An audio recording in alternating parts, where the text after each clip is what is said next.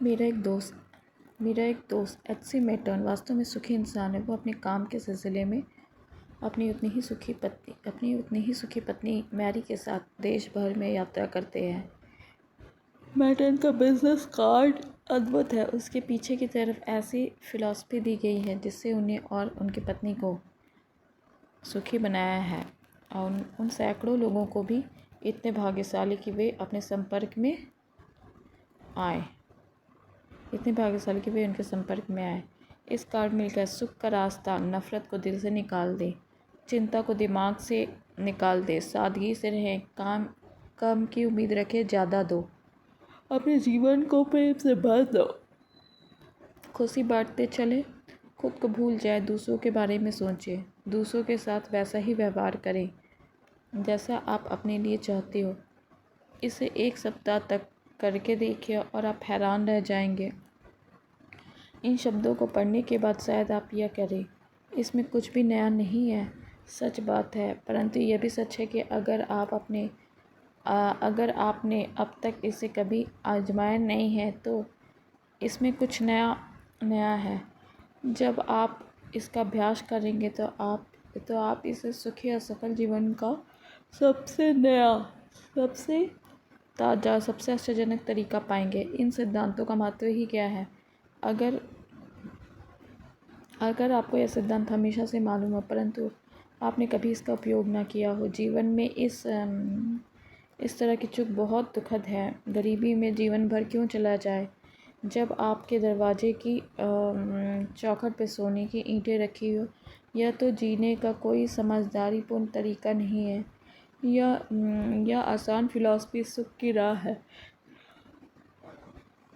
इन सिद्धांतों पर सिर्फ 1 सप्ताह चलकर देखिए। जैसा मैटर्न ने सुझाव दिया, अगर इनसे आपको सच्चा सुख मिलता शुरू नहीं होता तो आपका दुख बहुत ही गहराई में बैठा हुआ है।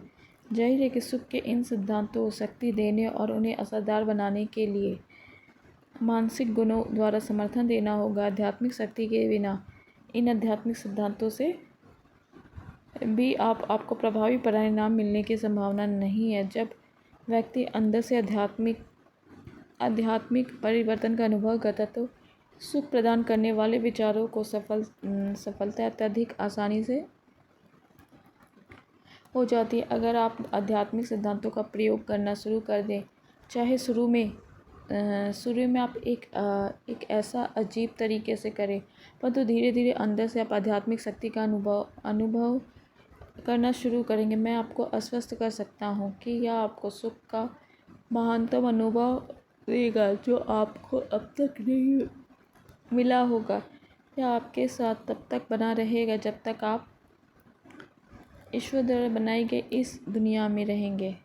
देश में अपनी यात्राओं में वास्तव में सुखी व्यक्तियों को से बढ़ती हुई जनसंख्या में मिल रहा हूँ। ये लोग हैं जो इस पुस्तक में बताई गई तकनीक को अभ्यास कर रहे हैं, जिनका मैंने दूसरी पुस्तक चर्चाओं लेखन में उल्लेख किया है, जो दूसरे लेखक या वक्ता भी ग्रहणशील व्यक्तियों को सिखा रहे हैं। यह आश्चर्यजनक है कि आध्यात्मिक परिवर्तन को सिखा रहे, यह आश्चर्यजनक है। आध्यात्मिक परिवर्तन के आंतरिक अनुभव द्वारा किस तरह लोगों को सुख का इंजेक्शन लगाया जा सकता है। हर जगह हर तरह के लोग आज इस तरह अनुभव का लाभ उठा रहे हैं। वास्तव में यह हमारे युग की सबसे लोकप्रिय घटना बन चुकी है। अगर यह विकसित होती है, फैलती है, तो ये व्यक्ति जिसे आध्यात्मिक अनुभव नहीं हुआ है उसे जल्दी ही पुराने ज़माने का समझ लिया जाएगा, जो समय से पीछे चल रहा हो। अब आध्यात्मिक रूप से जीवन बिताने को स्मार्ट समझा जा सकता है। यह दकियानूसी है कि आप सुख का निर्माण करने वाले रूपांतरण के प्रति अज्ञानी हो, जब इस समय हर जगह लोग इसका आनंद ले रहे हों। हाल ही में एक शहर में लेक्चर खत्म करने के बाद लंबा, तगड़ा और आकर्षक व्यक्ति मेरे पास आया। उसने मुझे कंधे पर इतनी जोर से हाथ मारा कि मैं लगभग गिर ही गया। डॉक्टर, उसने गूंजती हुई आवाज़ में कहा, गैंग के साथ चलने के बारे में आपका क्या बेचारा, हम लोग स्मिथ के घर पर एक बड़ी पार्टी मना रहे थे और हम चाहते थे कि आप भी हमारे साथ चले। यह बहुत ही शानदार पार्टी रहेगी और आपको इसमें चलना ही चाहिए। उसने इस तेज़ रफ्तार से मुझे इस तरह आमंत्रण दिया।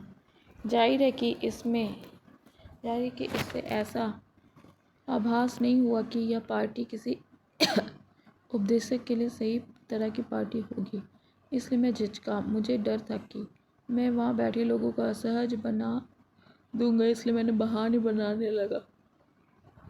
अरे भैया, अरे अरे अरे भूल जाइए, मेरे मित्र ने मुझसे कहा। चिंता न करें, यह आपकी ही तरह की पार्टी है। आपको हैरानी होगी, हमारे साथ चलिए, आपको इसमें जीवन का आनंद आ जाएगा। इस पर मैं सहमत हो गया। मेरे जिद्दा दिल और बातूनी मित्र के साथ चल दिया। वह मेरे द्वारा देखे गए सबसे सकारात्मक व्यक्तियों में से एक था। जल्दी ही हम एक बड़े घर में आ गए जो पेड़ों के बीच बना था, जिसके अगले द्वार पर एक चौड़ा मार्ग बना हुआ था। खुली खिड़कियों से आती आवाज़ से स्पष्ट था कि पार्टी जोर शोर से चल रही थी। मैंने सोचने लगा कि मैं न जाने कहाँ जा रहा हूँ। मेरे मेज़बान ने ज़ोर से चिल्लाते हुए मुझे कमरे से खींचा और हमें काफ़ी समय तक हाथ मिलाने की प्रक्रिया से गुजरना पड़ा और मेरा परिचय प्रफुल्लित और खुशनुमा लोगों के एक बड़े समूह से कराया। ये बहुत ही सुखी और खुश लोग थे। मैंने चारों तरफ देखा कि बार कहाँ है, परंतु वहाँ पे कोई बार नहीं था। वहाँ पर जो चीज़ें मिल रही थी वे कॉफ़ी, फलों की juice, ginger L, sandwich, ice cream, और वे बहुत बड़ी तादाद में थी। मैंने अपने दोस्त से कहा कि ये लोग यहाँ आने से पहले रास्ते पे कहीं रुक गए होंगे। उन्हें झटका लगा। फिर उसने कहा, कहीं रुक गए होंगे? नहीं नहीं, आप समझ नहीं रहे हैं। इन लोगों में जोश तो है, परंतु उस तरह का जोश नहीं है जो शराब से मिलता है। आपके सोचने के तरीके पर मुझे हैरानी है। उसने कहा, क्या आपको यह एहसास नहीं है कि इस भीड़ के इतने सुखी होने का कारण क्या है? वे लोग आध्यात्मिक रूप से नए बन गए हैं। उन्हें कुछ मिल गया है। उन्हें अपने आप से मुक्ति मिल गई है। उन्हें जीवित और इसमें महत्वपूर्ण सच्चे यथार्थ के रूप में ईश्वर मिल गया है। हाँ, उसने कहा, उनमें जोश तो है, परंतु उस तरह का जोश नहीं है जो किसी की बोतल में मिलता है। उनका जोश उनके दिलों से निकलता है।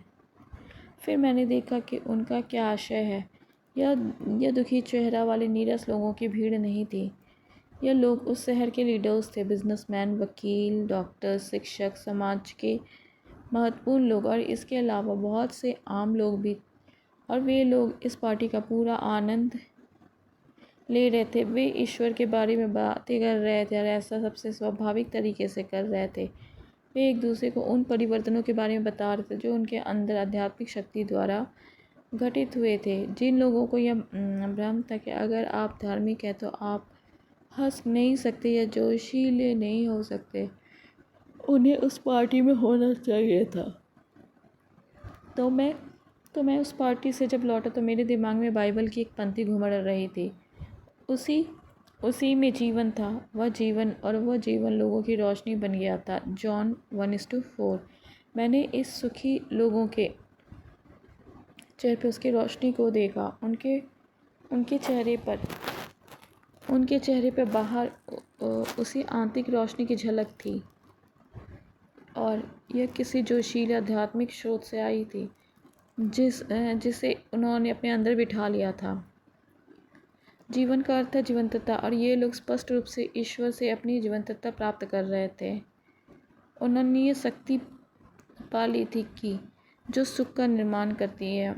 यह कोई अकेली घटना नहीं थी। मैं उनका कहना चाहूँगी कि अपने समुदाय में अगर आप अपने चारों तरफ उनकी खोज करें तो आपको इस तरह के बहुत से लोग मिल सकते हैं। अगर आपको अपने शहर में ऐसे लोग ना मिले तो आप न्यूयॉर्क में मार्बल कॉलेजिएट चर्च में जाएं और यहाँ वे सैकड़ों की तादाद में मिलेंगे। परंतु आप भी इस पुस्तक को पढ़कर अपने अंदर इस तरह की भावना विकसित कर सकते हैं, बशर्ते आप इसमें दिए गए आसान सिद्धांतों का अभ्यास करें। जब आप ये पुस्तक पढ़ें तो जो लिखा है उसमें विश्वास करें, क्योंकि यह सच है। फिर इस पुस्तक में दिए गए व्यवहारिक सुझावों पर काम करना शुरू कर दें और आपको भी यह आध्यात्मिक अनुभव होगा जो सुख देगा। मैं जानता हूँ कि ऐसा होता है। मैंने जिन कई लोगों का उल्लेख किया है और जिनका मैं बाद में आने वाले अध्याय में उल्लेख करूँगा, उन सभी ने इसी तरीके से अपना महत्वपूर्ण नया जीवन प्राप्त किया है। फिर जब आप अंदर से बदल जाएं तो आप अपने सुख का नहीं बल्कि सुख का निर्माण करेंगे। वह सुख इस क्वालिटी और चरित्र का होगा कि आपको यकीन नहीं होगा आप उसी दुनिया में रह रहे हैं। सच तो यह है कि यह वही दुनिया नहीं होगी, क्योंकि आप वही नहीं रहे और आप ही उस दुनिया को निर्धारित करते जिसे आप रहते हैं। तो आप बदल जाते हैं तो आपकी दुनिया भी बदल जाती है। अगर सुख हमारे विचार से निर्धारित होता है तो आवश्यक है कि हमारे ऐसे विचारों को दूर भगा दे जो निराशा हताश करते हैं। ऐसा किया जा सकता है अगर आप पहले सिर्फ ऐसा करने का निश्चय कर ले तो दूसरे आप एक आसानी से अमल में लाने वाले तकनीक का प्रयोग करें, जिसका सुझाव मैंने एक बिजनेसमैन को दिया था। मैं उससे लंच के दौरान मिला था। मैंने शायद ही कभी इतनी निराशा भरी बातें सुनी होंगी। उसकी चर्चा अत्यधिक निराशाजनक थी और अगर मैं नहीं होता तो इससे मुझे भी प्रभावित कर दिया होता। उसने हर शब्द निराशा से भरा हुआ था। उसकी बातों को सुनकर आप यही सोचते होंगे कि हर चीज़ बर्बादी की तरफ बढ़ रही है। जाहिर है कि यह व्यक्ति थका हुआ था। एकत्रित होती समस्या उसके दिमाग में भरी हुई थी और वे दुनिया से भागकर उसके मस्तिष्क में शरण ले चुकी थी। उसके कम ऊर्जा का कारण यही था कि वह इस दुनिया का सामना करने के बजाय इसे कोसने में लगा हुआ था।